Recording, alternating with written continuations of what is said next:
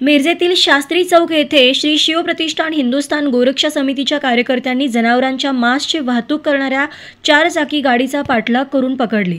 याबाबत सदर टेम्पोला पकडून मिरज शहर पोलिसांच्या स्वाधीन करण्यात आले। मिरजेतील शास्त्री चौक या ठिकाणी मंगळवारी दुपारी 3:30 वाजण्याच्या सुमारास पांढऱ्या रंगाच्या महिंद्रा पिकअप 4 चाकी क्रमांक MH10AQ6825 या 4 चाकीमध्ये पाळीव जनावरांचे बेकायदेशीर बर्फामध्ये ठेवलेले मांस हे गोरक्षा समितीच्या कार्यकर्त्यांना आढळून आले।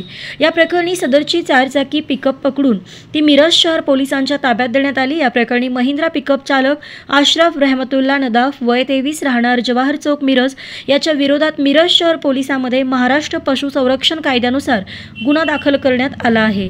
या प्रकरणी मिरज शहर पोलिसांनी 9,000 रुपये किमतीचे पाळीव जनावरांचे मांस आणि 5 लाख रुपये किमतीची महिंद्रा पिकअप 4 चाकी ही जप्त केली आहे। मिरज शहरात मोठ्या संख्येने शहराच्या मध्यवर्ती ठिकाणी जनावरांच्या कत्तली करण्याचा प्रकार वाढला आहे। यापूर्वी श्री शिवप्रतिष्ठान हिंदुस्थान गोरक्षा समितीच्या कार्यकर्त्यांनी मोठ्या प्रमाणावर गोमांस आणि जिवंत गायी पकडून दिल्या आहेत। मात्र शहरात सुरू असलेल्या बेकायदेशीर कत्तलीकडे महापालिका आणि पोलिसांचे दुर्लक्ष झाले आहे।